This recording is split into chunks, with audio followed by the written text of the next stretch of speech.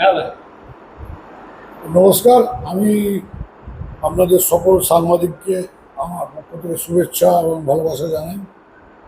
আজকে 29 তারিখে যে ভোট, 29শে এপ্রিল, সেই ভোটের প্রচারের একদম শেষ মুহূর্তে এসে আমরা পৌঁছেছি। 6টার মধ্যে প্রচার শেষ। তাই আপনাদের আমি ডাকলাম আমার কিছু কথা আপনাদের মাধ্যমে চণ্ডীতলা বিধানসভার সমগ্র নির্বাচক মণ্ডলীর কাছে পৌঁছে দেওয়ার জন্য।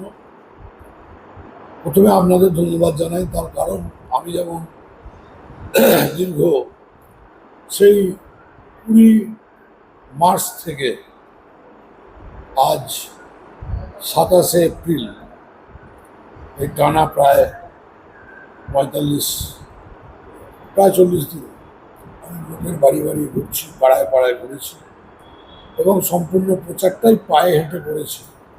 আপনারাও ঠিক তেমনি বিভিন্নভাবে বিভিন্ন জায়গায় আমার এই প্রচারকে মানুষের কাছে তুলে ধরেছেন। আপনারা পায়ে হেঁটে আমার সঙ্গে ছুটে বেরিয়েছেন, তাই আপনাদের তার জন্য ধন্যবাদ জানাই। আমি আপনাদের কাছে কৃতজ্ঞ। সাথে সাথে আমি আমার নির্বাচক মণ্ডলীর কাছে জানাবো যে আমি বিগত দিনগুলোতে আজ সকাল পর্যন্ত প্রচারে ছিলাম, মানুষের কাছে প্রচার করছিলাম যে আগামী নির্বাচনে আমাকে ভোট দিন, একটি বারের জন্য আমাকে সুযোগ দিন। আপনারা অনেক দিয়েছেন, বামফ্রন্টকে 35 বছর, তৃণমূলকে 15 বছর, 50 বছর সুযোগ দিয়েছেন, কিন্তু চণ্ডীতলা মানুষের যে ন্যূনতম দাবি, সেই দাবি পূরণ হয়নি। তাই আমাকে একবার 5টি বছরের জন্য সুযোগ দিন। আমি আপনাদের কাছের ছেলে, আপনাদের ঘরের ছেলে, চণ্ডীতলার সন্তান। আমি কাজ করতে ভালোবাসি। এর আগে একটা প্রশাসনিক দায়িত্বে ছিলাম, অনেকেই জানে, ডানকুনিবাসী তো জানেই যে সেই দায়িত্ব আমি কীভাবে পালন করেছি। তাই মানুষের কাজ করার জন্য আমি আবারও, দল আমাকে টিকিট দিয়েছে আগামী দিনে যাতে বিধায়ক হয়ে কাজ করতে পারি। তাই আপনারা আমাকে দুহাত তুলে আশীর্বাদ করুন, 3 নম্বর বোতাম টিপে আমাকে ভোট করুন।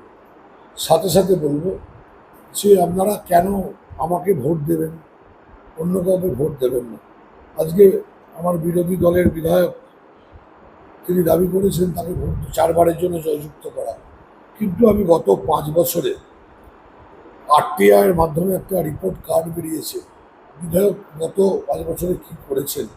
সেখানে আমি দেখছি বিধানসভায় বক্তৃতা বা বিতর্ক শূন্য, বিধানসভায় প্রশ্ন কিছু তুলেছেন কিনা শূন্য, প্রাইভেট মেম্বার্স বিল এনেছেন কিনা শূন্য, কমিটির বৈঠকে উপস্থিত 187টি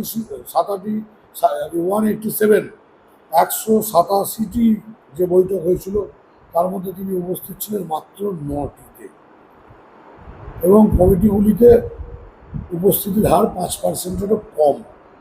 এছাড়া তাহলে চণ্ডীতলার জন্য কেন তিনি করলেন না? নিষ্ক্রিয় বিধায়কই কি চণ্ডীতলাবাসী চেয়েছিল যে চণ্ডীতলা মানুষের কথা বলবে না?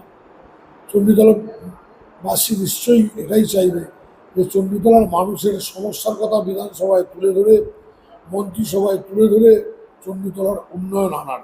সেটা করতে তিনি ব্যর্থ হয়েছেন। প্রথমে যেদিন আমি আমার র্যালি আরম্ভ করি, সেদিনকে মা চণ্ডীর আশীর্বাদ নিয়ে আমি আমার র্যালি আরম্ভ করেছিলাম।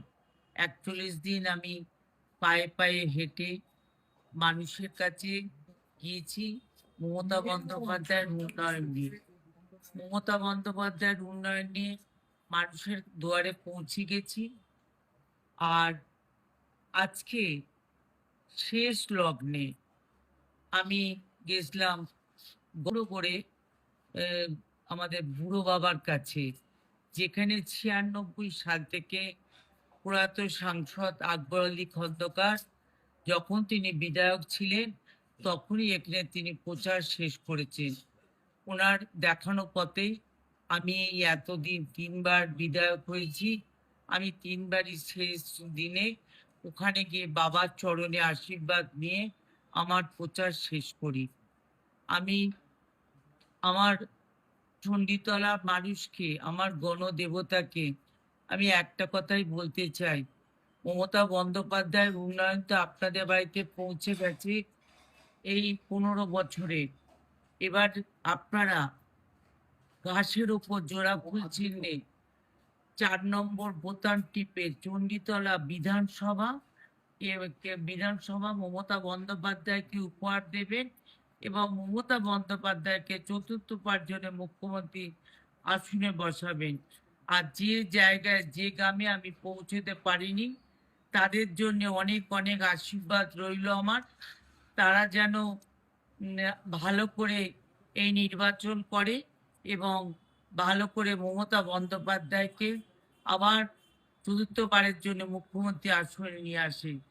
আর আমি যেখানে যেতে পারিনি আমি আবার জিতে এসে আপনাদের কাছে মমতা বন্দ্যোপাধ্যায়ের উন্নয়ন নিয়ে পৌঁছে যাব। কর্মীদের প্রতি কি বার্তা দেবেন? কর্মীরা যেন এই নির্বাচনটা খুব সুন্দর ভালোভাবে তারা মানে শান্ত হয়ে নির্বাচনটা যেন করে। প্রায় তো দিদি রোজের মিছিল হতো প্রায় সকালবেলা 8 কিলোমিটার, বিকালবেলা 7-8 কিলোমিটার, প্রায় 342 কিলোমিটার আপনি এই বিধানসভায় প্রায় এই ক্যাম্পেইন করেছেন এবং টোটো করে মানুষের কাছে পৌঁছে গেছেন। কেমন সাড়া বা কি মনে হচ্ছে আজকের দিনে দাঁড়িয়ে?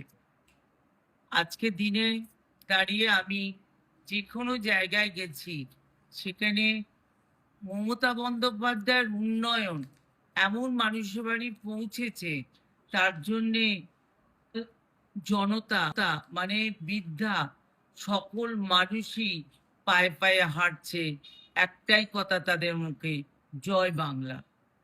তাহলে এই নির্বাচনের কি তাহলে 29 তারিখের বিকালের পর কি শেষ হাসি কি আপনি হাসছেন? আমি তো মনে হয় আমিও হাসবো, আর আমার পশ্চিম বাংলায় যারা তৃণমূল কংগ্রেসের প্রার্থী হয়েছেন তারাও হাসবে। এবং চণ্ডীতলার গণদেবতা তারাও কি হাসবে? তারাও হাসবে। তারা শুধু হাসবে না, তারা সবুজ আবির মেখে তাদের আনন্দ তারা করে বেড়াবে। জনগণের ক্ষমতা, বাংলায় চাই মমতা।